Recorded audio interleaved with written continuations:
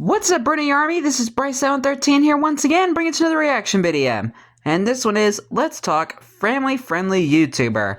And this is another episode of Let's Talk. But anyway, we're going to react to Let's Talk Family-Friendly YouTuber in 3, 2, 1, start. Hello, this is Stampy, and welcome Real to life another Stampy. Let's Talk. And today, I'm going to be talking about being a family-friendly YouTuber. And I think that when a lot of people think of me, I think for a lot of people it's kind of the first thing that they think of. And so yeah, I'm going to talk a little bit about what it's like Pretty much. to be a family-friendly YouTuber, and why I decided to be a family-friendly YouTuber. So a lot of you might know that I didn't always used to be one. I used to kind of make videos on whatever I wanted, you know, some adult topics, you know, some not.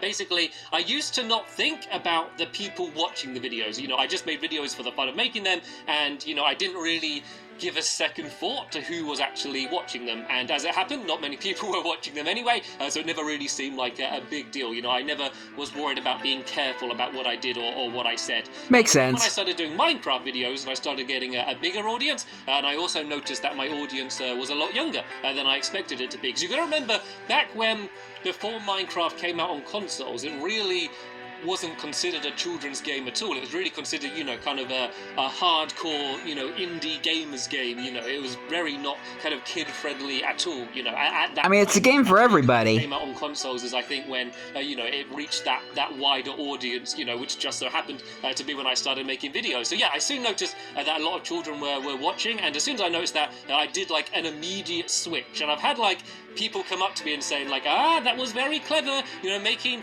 you know, family-friendly videos, you get more people watching. And, you know, that wasn't the decision. It was like, I just wouldn't feel comfortable, you know, putting out a video and, you know, be cursing and blinding in it and talking about whatever, you know, if I knew children were watching, you know, that would, you know, that I would feel bad because of that. And so that was the... You went through a massive transformation. Become a family-friendly YouTuber. And then kind of, once I kind of got started, I think kind of the tone of just my videos in general change. And I think I kind of went beyond just saying that my videos are safe, and I really was trying to make videos to cater to everyone. And by that, I'm not saying that, oh, now I was just making videos for young children. I don't think I was. I think that I was then, and am still now, trying to make videos for a very wide audience. You know, of course, I think some series, like probably like... It's a family channel. It's probably geared to the kind of the younger end of the audience, maybe. I know people of all ages watch it, but then like my Quest series with Squid, or Let's Talk, for example, is kind of reaching to a wide audience. Which is what I'm watching right now. Just because there's nothing inappropriate in the video doesn't necessarily mean, oh, it's just for little kids. And I think that's where some people get confused between something being family friendly and something, you know, being for young children. I think, you know, I don't only use short words, you know, like I'm not patronizing, you know, I just speak, you know, like the way I'd speak normally. So that's right. My story to how I became being family friendly. But what I thought I'd talk about is kind of what is being family friendly, because I think a lot of people think it means that, oh, you don't swear and curse. You know, that's what it means, and you don't play violent games. Like I mean, that's one of them. But it's not that. There's a lot more to it than that. It's not even just about the videos that you make. It's about who you are as a person. You know, what are you like when you go to events and when you're meeting fans? You know, what are you like on social media? You know, what's your banner on social media? You know, what's your logo? You know, what's your image? I guess it goes across. What's your avatar? Are you tweeting about inappropriate things? You know, kind of separate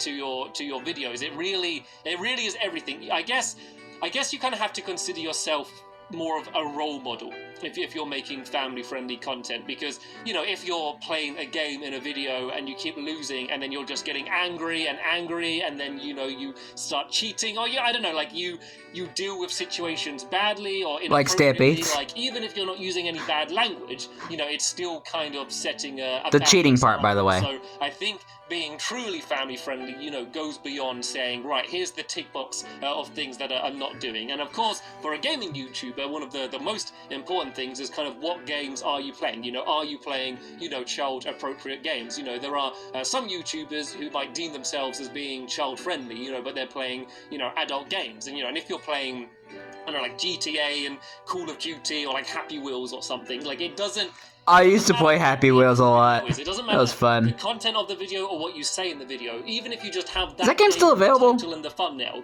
you're essentially advertising the game, because a lot of people are looking up to YouTubers, and if they see their favorite YouTuber playing a game, it makes them want to advertise the game. And so if you're playing these games, you're essentially, advertising these R-rated games, to children. No matter what you say in the video, that's kind of comes, secondary. So I think that basically, if you are looking to be a YouTuber and you are trying to make family-friendly content, you kind of have to commit. It's a really hard thing to kind of be on the fence on, to be, I'm pretty much kid-friendly, but sometimes I play this, or, my videos are kid-friendly, but sometimes on Twitter I tweet about, these things, or I tweet about, this violent TV show or something. It's hard to be on that middle line, because I'm not saying that being, not being a family-friendly YouTuber is bad, because one of the amazing things about YouTube is that there is very little censorship. People can kind of do and say what they want, and I think that's good. I think that's good for creativity. I think that's good for kind of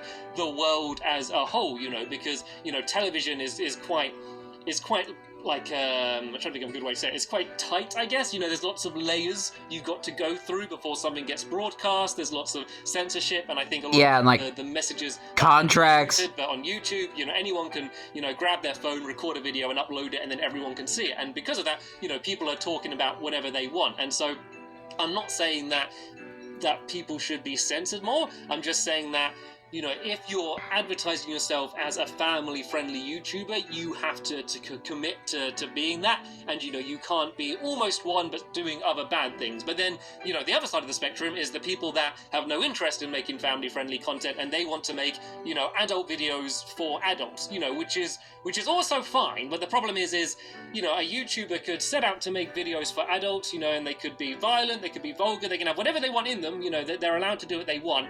But the problem is they don't control the audience. They don't know who's going to end up watching them. And a lot of these YouTubers that are intending to make videos for adults, which is why it's the parents' job, a lot of children watching, and that's not the YouTuber's fault, because to watch what their children is watching.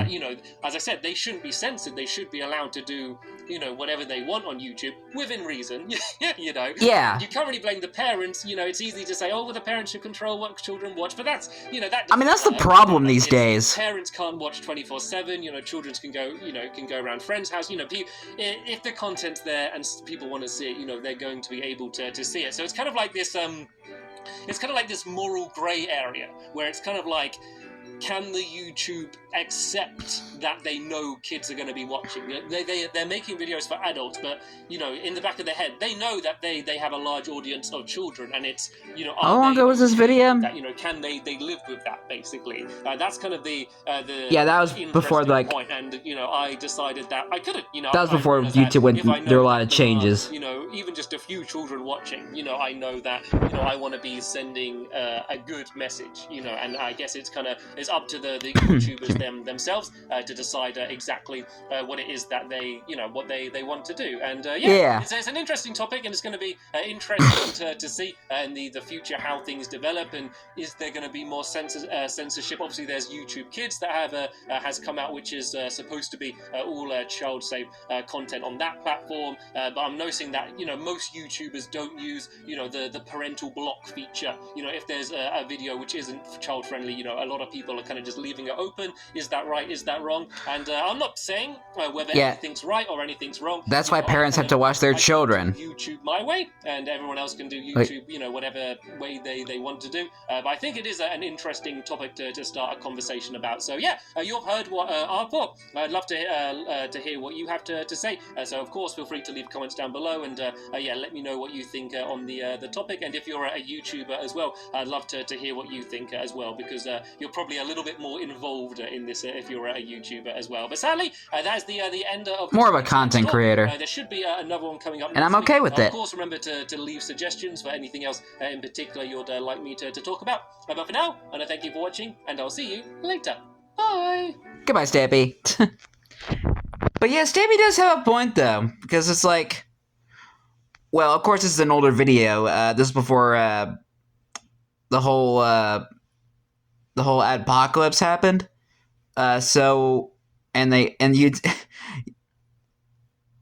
YouTube, it was kind of being more more tuned to kids, like back in like 2017, where basically, like, I don't talk about YouTube much, like about it, but since Stampy was talking about like family friendly creators, it's just kind of reminded me of that a little bit. And then this is kind of a problem that we're having right now, where parents are kind of blaming the creator for like the bad content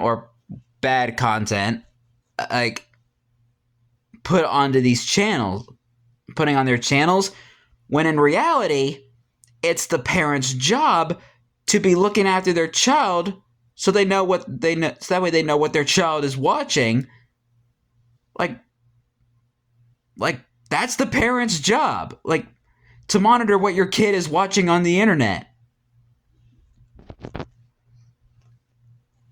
Which kind of a sad reality that we live in right now, where creators are kind of taking are kind of getting blamed for stuff like that. But hey,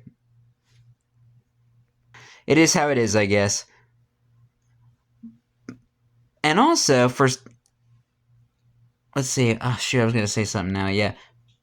When it comes to being a family-friendly YouTuber, it's like, yeah, you pretty much have to commit, like Stampy did. For me, I kind of consider myself more in the gray area. If that makes any sense at all. Excuse me, I'm stuck in my throat. So, yeah, because I'm someone who likes to make parody videos and make random videos. And I just have it for everybody to enjoy. Like, it's meant for everybody to enjoy. So anyway, so I guess the moral here is, if you want to be a family-friendly YouTuber, you have to commit. And like, if you're promoting yourself as a family-friendly YouTuber, like try and stay true to that. And the other thing to also take note is, parents, monitor what your kids are watching on the internet, because not everything is all sunshine and rainbows. But anyway, I hope you guys enjoyed this episode, as I had fun reacting to this episode. The next episode will be another episode of Let's Talk. But until then, like, comment, subscribe, and turn on notifications so you don't miss the video. Thank you much for watching, and I'll see you guys next video. And as always, stay awesome and this is Pony.